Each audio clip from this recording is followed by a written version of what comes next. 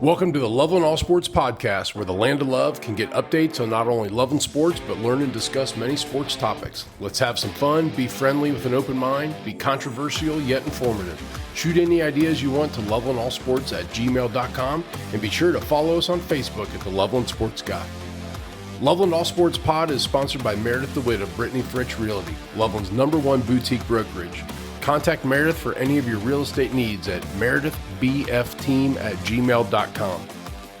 This episode, we get to know another coach that's been at Loveland for some time, girls and boys varsity cross-country coach Scott Sears.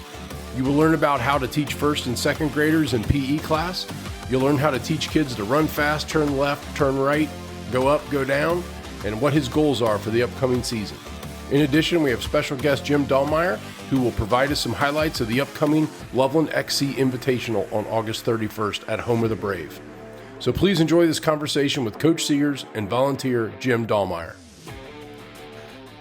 Awesome. Well, here we are today getting to know our fourth new member of the Loveland High School sports rookie staff. We had Coach Damewood, and then we had Jason Bruce and Coach Schmiel in soccer. And now we're getting to know Coach Scott Sears from the varsity cross-country team. So it's great to have some rookies in here. First thing I got to say is I dropped one of my kids off here earlier, and I've been in the parking lot working.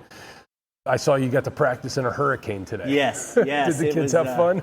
It was good. I told the kids today, I was like, actually this is perfect in comparison. We've been dealing with the heat and humidity and worrying about hydration and all those good things and worry about the kids taking care of themselves. And today I was like, yes, it is rainy, it is windy, but it is cool. We'll take it.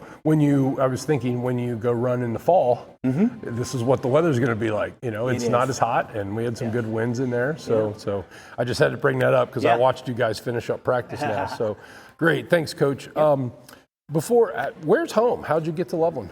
I grew up in Milford, went to Milford High School, and went to Moorhead State in Kentucky, ran at Moorhead, and then was a grad assistant and an assistant coach at Moorhead.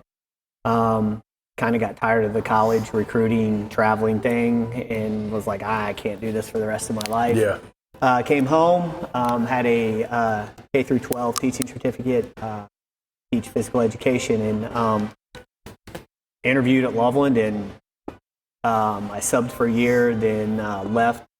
Went back to coaching college for a year and then came back to Loveland when they had a full-time job and have been here ever since. That's great.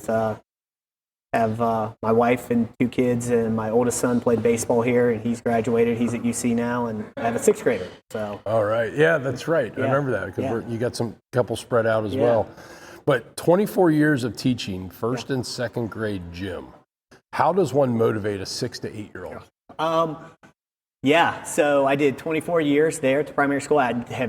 This past year I moved to the intermediate school, so I'm with 5th and 6th graders now. But the prior 24 years were, it's they're so energetic at that age. Yeah. They're just so happy to be there. Like they don't really care. Right. They're just like, let me run, let me play. Right. Like, what are we doing? Like, you know what I mean? So they actually brought a lot of motivation to me. A lot of energy to me, and being around them. So it's been I've had a great career, and it's we just love it here. When you see a second grader in gym class, do you ever look at some of these kids and say that kid's going to be a great athlete in high school? Absolutely, I do. Yeah, I had Luke Waddell, all those guys, and you could tell. Yeah. Like you can just tell. What about the opposite of that? Do you see some kids that can't walk and chew gum, and then you see them in high school flourish, and the kid's now on varsity and they're playing a sport in college, and you're like, that kid couldn't chew gum and walk. You see both ends of the spectrum. Yeah. Like, you know what I mean? And that's one of the great things, or the fun things about my job is just, to see the kids progress through school. So if I had them early in first grade and then as they're seniors, whether I'm coaching them or I'm watching them on the court or on the football field or wherever, it's really cool to see their progression through. And to your point, sometimes I'm like, wow, I didn't see that coming. Right. And other times I'm like, yep, That's the best part about coaching. You know, you're going to have your above average athletes regardless of the sport or the level. I think the coolest part about coaching is the below average athlete getting to average or the average getting to excellent. That's a lot of fun seeing that. So I'm sure you've seen a few over the years. As far as coaching cross country, the track joke is run fast, turn left. In cross country, run fast, turn left, turn right, go up, go down. How do you teach cross country? So we try to hit all areas of training. Like yesterday, we did hills down in downtown Loveland. We did the 2nd Street Hill, and we did the 48 Hill up to St. Columban. That's the up and down part. Today was just a longer, steady run. We do some cut down runs. We do all kinds of things. So your training is kind of in different pods. And you're in the I guess the art. There's a lot of science to obviously a lot of physiology to what we do, but it's also an art and knowing when to we haven't done that in a while and sprinkle in some hills here, do some speed work here. So in the beginning of the year, the volume is really high, and as you get towards the championship part of the season, volume goes down. And so that they rest, tapering so that they rest and have their legs so they're able to compete at the highest level. And how during, I'm a football guy, baseball guy, I can't do, I can tell them I can't do anymore what I want them to do, but how often are you out there running with them? I run every day with them. Some semblance of them, whether it's our JV kids or our varsity kids. That's the biggest challenge for me right now is being the head coach of both the boys and the girls. And the way that we're structured, we don't have specific JV coaches or specific freshman coaches. We're responsible for all of them, myself and my staff. So we try and just, I'm like, haven't run with the JV boys in a while. Let me go with them, or let me go backwards and meet up with the varsity boys because I'm old and can't really keep up with him anymore. So it's a case of do what I say, not what I'm able to do anymore. But I'm still able to train with most of the girls group. So it was good. I ran with the varsity girls this morning. So it was fun. Good to hear. I know, especially, I have 3 children that are 2 that have gone through Loveland and 1 that's going through, and you had them all in 1st grade, 2nd grade gym class, so thank you for that. Especially in the middle school, I thought one of the coolest parts about cross country is they incorporate all types of kids and all types of athletes. We're providing them something that they can do. You've got below average kids, and above average. Talk a little bit about that and how that's important to offer that to the sports. I think it's super important just to offer that to the community, and you're 100% correct. We have kids from all different ability levels, which is wonderful for the kids, and I'm all for that. It also presents a challenge for you as a coach because you have to be on all different levels and all different times. You know what I mean? And I think that the beautiful part about our sport is that you can be good or excellence. It looks different for each kid. You know what I'm saying? Setting a PR. Running a lifetime best, beating someone that you've never beat before. Those are all goals that every kid can have, no matter where you fall in the line of whether you're our top girl or top boy or our last girl or last boy in line. Like, it doesn't matter. You're always striving to get better. And I just think our sport teaches, as all sports do, don't get me wrong, teaches a lot. This morning we're out there and it's pouring down rain. and windy. I talk a lot about hit the nail. Just hit the nail every day. Consistency, perseverance are all skills that you have to do our sport and to do any sport, really. And I just think those are just great life lessons. So when the meet comes, so you're a below average kid, you're getting off the PlayStation or Xbox because you're going out and running, and you're in the bottom. Explain how the meets are broken down so that average or below average kid can compete.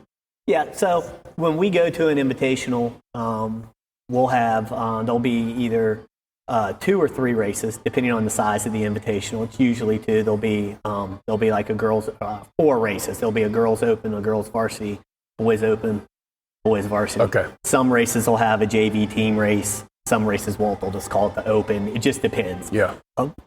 So our top 10 girls now, it used to be 7. Most meets now are doing 10. Okay. So our top 10 girls and our top 10 boys will run in the varsity race.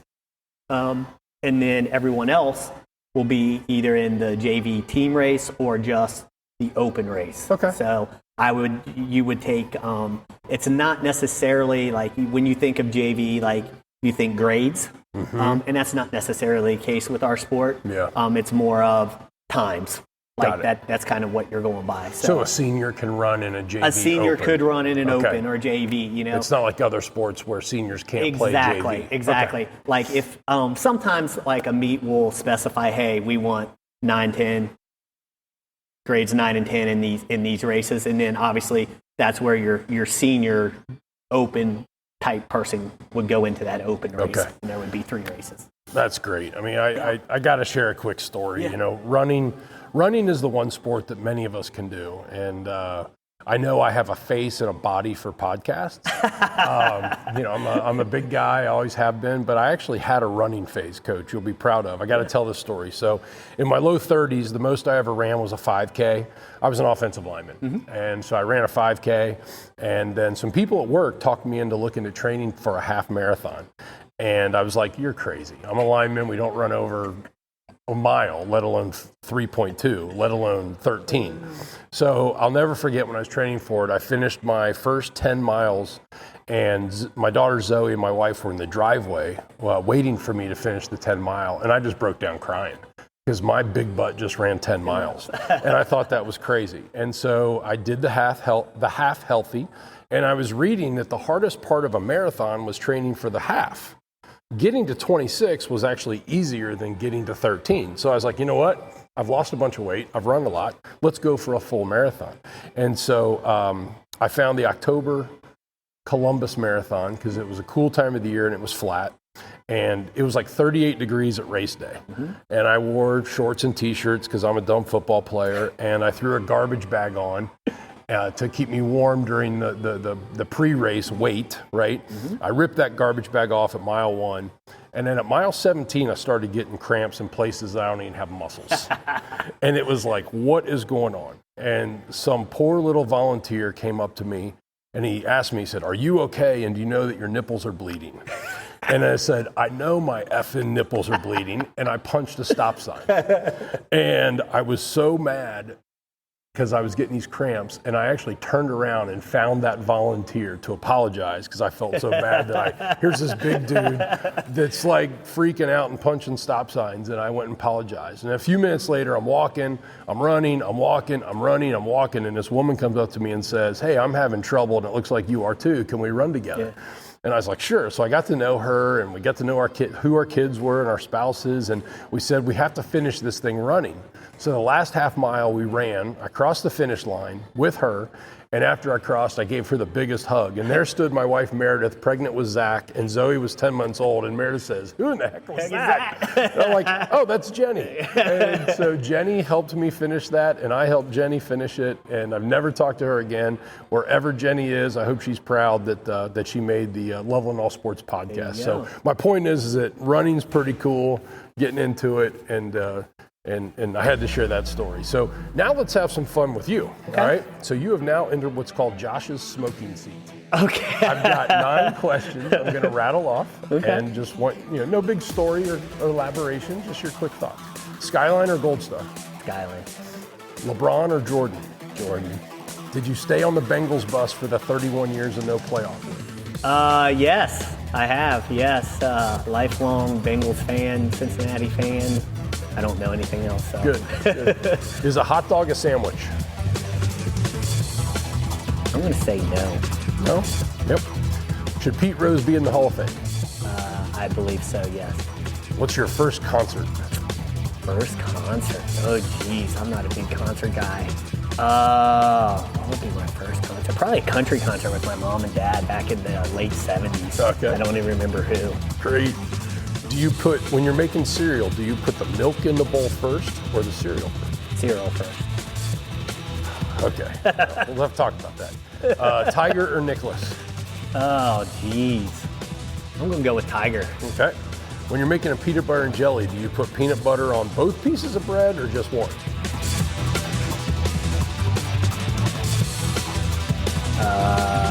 Just one. Okay. And have you met any famous athletes?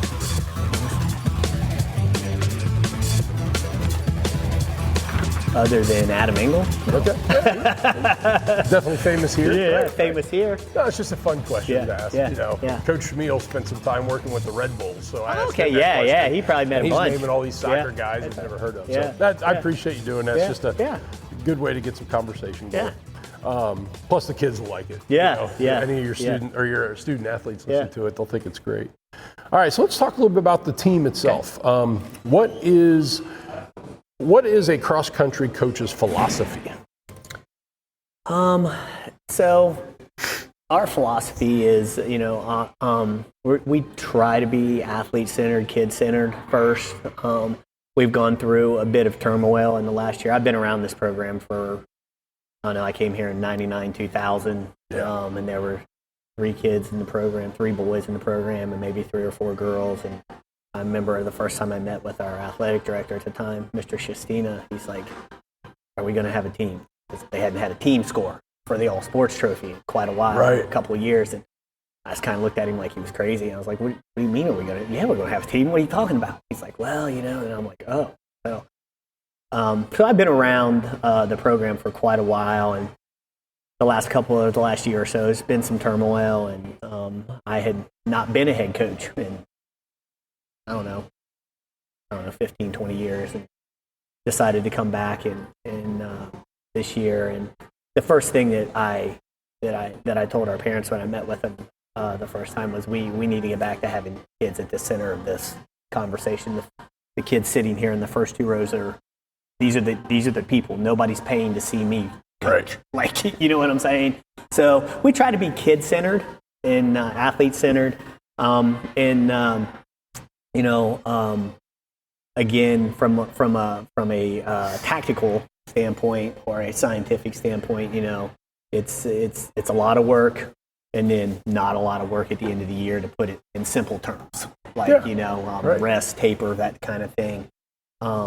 But the biggest thing I think for my philosophy is just trying to keep the kids in mind, and I tell people all the time nowadays things are more relational, coaching wise, than they've ever been. And that's the biggest change I've seen in the last 10 or 15 years. You mean just that because kids have changed? Yes. So they want that relationship more than the way we were raised. Right. Go out there and run. Go hit that sled. Go do that 100 times. Do more push-ups. Exactly. Where now we have to do the right thing and build the relationship. The relationship has to be built, and the student athletes have to understand that you care about them and that you have their best interest at heart.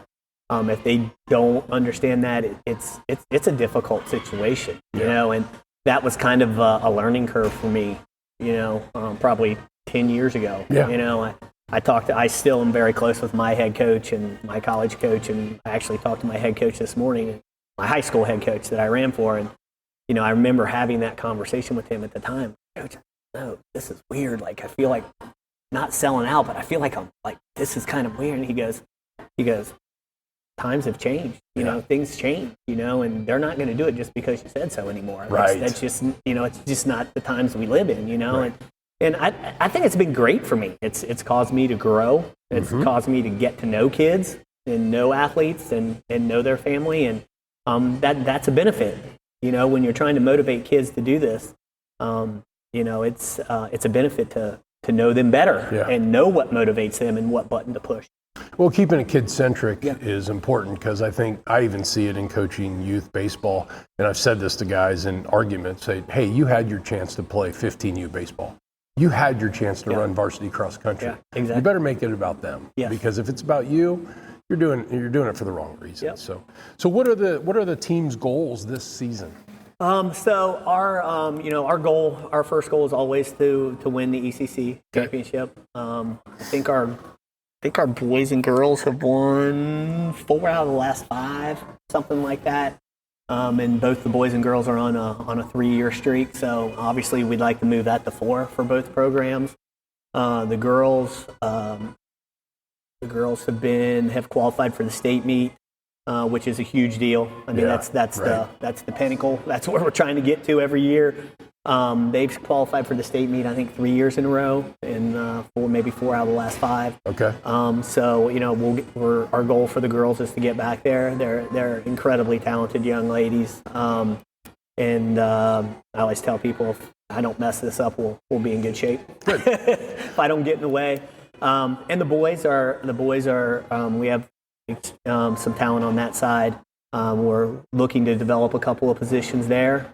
Things aren't set in stone for them, but that's fun for me. That's that growth part that you see with kids. Where kids get pushed into situations where, like, hey, you're not going to be a JV guy anymore. You're going to contribute. Yeah. And you see them blossom and grow and mature and own that role and step into that role. So. Good to hear. Good to hear. Who are the other big teams in the top of the ECC? Do we have a rival, or who's always up at the top? I mean, we all. It's always. I always try to point out to people that, and I don't think our conference in cross country and track sometimes gets the respect that it deserves. Right. I mean, if you look at our conference in cross and track year in and year out for really the last 4 or 5 years, we're as good, if not better, than the GMC. Yeah. On the boys' side, it's way more competitive than the GCL, and way more competitive than the GMC depth-wise. Okay. Now, you always have the Mason juggernaut over there, but 3 times the kids. when you start to go below that and you start to look at schools that do have 3 times the kids of the schools that we have in the ECC, and we're faster than them, and in most cases deeper than them. I think our conference is a very well kept secret, until we get to the district and the regional, and people are like, oh, Right. I mean, for a great example, this year in the 1600 at the state meet, there were 3 ECC girls in there. Really? That's awesome. It's like, where'd that come from, right? You know what I mean? Right. So us, Lebanon, Milford. Milford will be very strong this year on the girls' side. Little Miami is growing and getting stronger. Turpin is always solid. I mean, it's difficult. Yeah. There aren't many gimmies. Yeah, that's what's great about the ECC is it's the schools are all fairly similar. There isn't as much disparity like in the GMC. You've got, Mason towards the top because of the numbers of kids they have. Right. Sycamore is almost Division II. I mean, they are right there on the bubble, just like we are on the bubble. They're so it's hard for the Sycamore to compete. But we're really kind of a tighter, I don't know, whatever I'm trying to say, tighter group of teams. So it's good to hear. How many kids are on the high school team, and how many are at the varsity level? So we have, I just looked at final forms before we started this morning. I believe we have 29 or 30 boys, and then I believe we have 32 girls. So we have 62 kids in the program, about almost an even split. And that's about where we want to be, 25 to 30.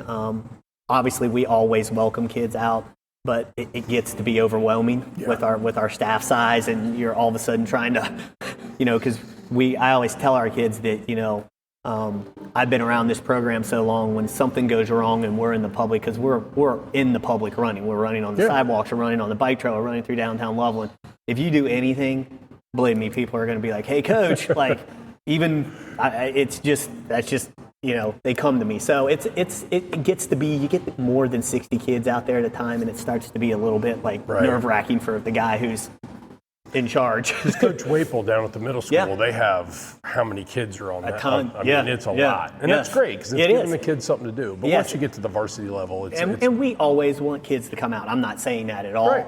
But from a management and the safety issue standpoint, that's about where we want to be. Yeah. And then, 10 to 15 of those kids probably on both squads will contribute in one way or another to the varsity squad, whether that's for a week or 2 weeks, and then they'll get bumped back down and somebody will move up. But I would say 10 to 15 is usually the number that will find himself in a varsity race at some point during the year. Okay, that's good. Good to hear.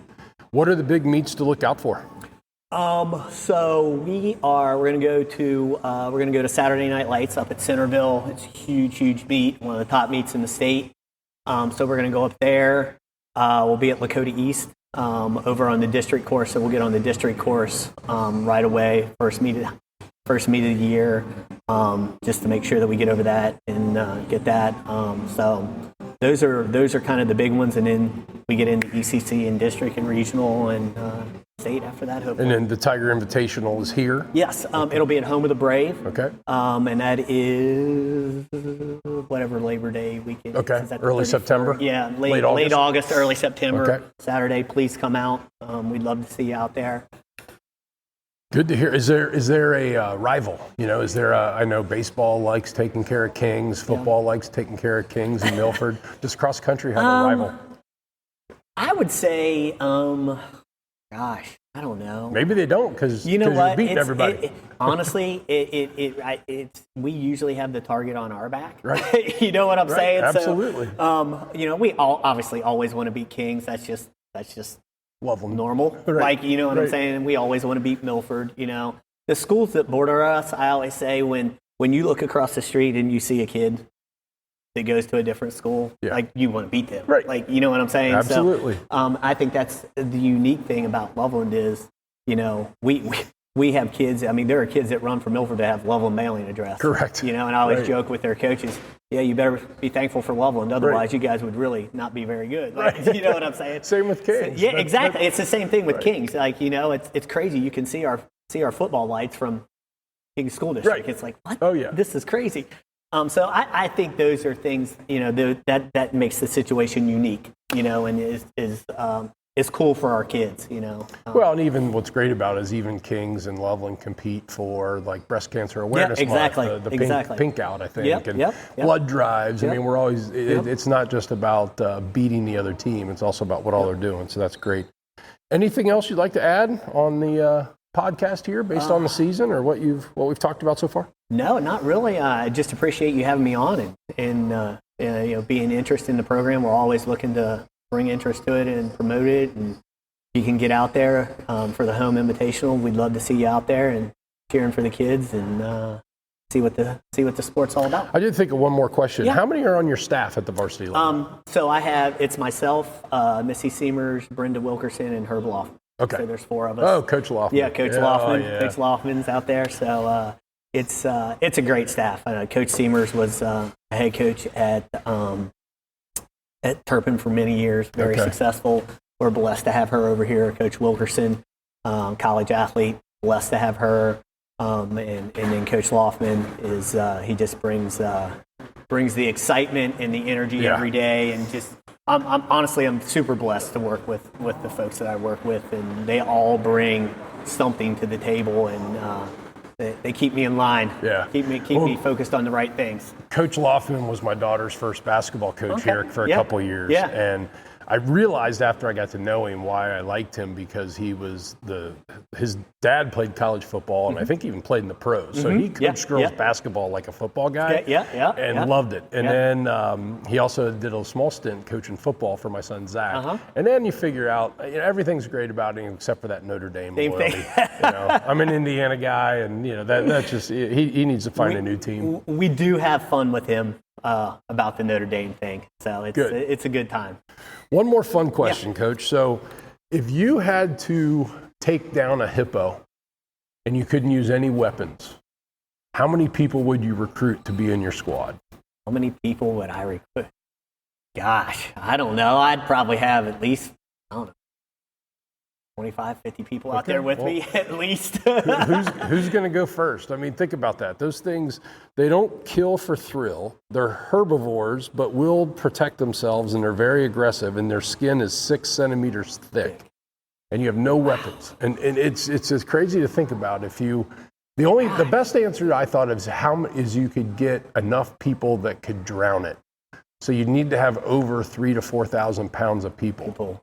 Oh my, Oh my! I've never given any thought to that. That's a great question. That's why it's a question on the podcast. So. I don't know. Maybe I would like try to get it to chase me, and I would just run around until it fell over dead, and then I'd be like, okay. Great answer coming from a cross-country coach. Try to outrun me. That's great. Where I'm as big as a hippo. I'd have to get a bunch of people as big as me, but some of us wouldn't make it. So that's awesome. Great close to a great conversation. Thanks so much, Coach, for all you do for our schools, our kids, and our community. And you definitely have the patience that many people don't have.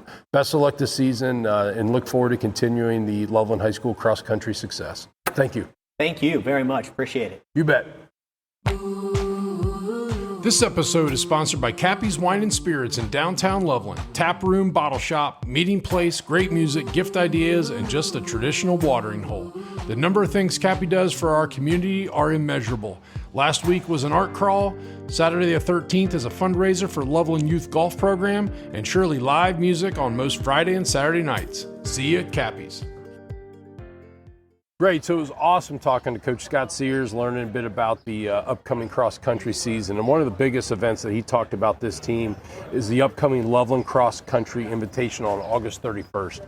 And the great thing is we have Jim Dahlmeyer, who's a local Loveland resident and expert volunteer that has done a lot more things than just cross-country. But one of the things he's really helped the school with is the upcoming program. Jim, how are you doing? Doing well. How are you doing today, Josh? Doing well. Thank you so much. So you've been involved quite a bit between your couple of your kids, and now your kids are gone, but you're still carrying on this tradition of working with the upcoming Invitational and helping coach out. And I want to spend some time with you today, talk a little bit about how you got started, got involved, the history of the Loveland Cross Country Invitational, what all's included, who's all coming, and lastly, how we can help you as a community in getting some volunteers out there. So talk a little bit about how you got started involved in helping the cross country. I got started in this when we were doing a meet the team night, and heard some coaches talking about how we didn't have a home meet, and I also was curious why we didn't have a home meet anymore, and I went and spoke to them about it and asked them if it was okay if I got things started, and because I think it would be awesome if we had a home meet representing Loveland, and so off I went to look for a space and a good place to hold this meet. And so Home of the Brave landed as a spot. I mean, that used to be Rozzie's Fireworks headquarters. I mean, I was pretty involved in Loveland baseball, and they were building this baseball park where Rozzie's was, and it was like all these little buildings that were where they built all the fireworks so that if one burned down, the whole place didn't blow up. And now they're turning it into a baseball field. And the rocks and stuff that were coming up and all that mess, and we're so lucky to have Home of the Brave now. And so you found that as a location, and that was back in 2018, I guess, when you started? Yeah. I started over there in 2018. Just started cutting trails. Noticed that there was some unused space, some great woodland creek space that we could cut trails through, because part of cross country is running through the woods, seeing nature and kind of getting out into it. And it's also a 3.1 is the mileage on it for the high school, and it's 2 miles for the middle school. And so we needed to get some mileage on this space, and I just didn't want to run around a field. Right. So kind of like Grailville, because 20 years ago it started, we were at Grailville, and we just ran around a field. Ran around, right. So then, so I started looking at that and I noticed there was some space to cut some trails, and went and talked to Sims Township, who was, incredible, receptive to the idea, and let me cut some trails over there and host our meet. And you were talking about Rozzie's a second ago. I ran the cutting trails. I kept running over concrete pads. Yes. And I was like, what is going on? I totally forgot that they would have separated all the outbuildings to not have all their gunpowder in the same place in case there's an accident. But anyway, it's just kind of one of the things that you discover when you're cutting trails back there. And makes sense. Yeah. Makes sense. So this the history of the Loveland Cross Country Invitational, it goes back to 20-some years ago, but then now this will be our 8th season of this in a row. Yeah, I think it's 7. 7. 19, 20, 21, 22, 23, 24, 7. So what's all included in an event like this? I mean, we have, how many schools are coming? Right now I'm not sure. but usually it's between 19 and 25 schools. Well, that's a lot. Yeah.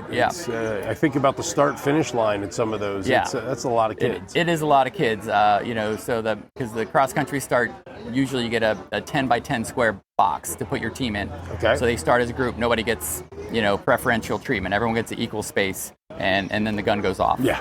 So, I've seen some of those overhead drone footages where it's cool because all the different kids' colors, they just all come together. It is. It's pretty neat. It's awesome. Yep. And then as we learned earlier from Coach Sears, 10 kids will be the elite runners for that day, and then they'll have. I believe this event's going to have both a varsity and an open. Correct. So you have your 10 varsity runners scoring 5, and then we'll have 2 races, 1 for each gender, and then we'll have 2 opens after that. And then those are sometimes sometimes the larger teams will have 30 kids running in that. In the open. Yeah, in the open.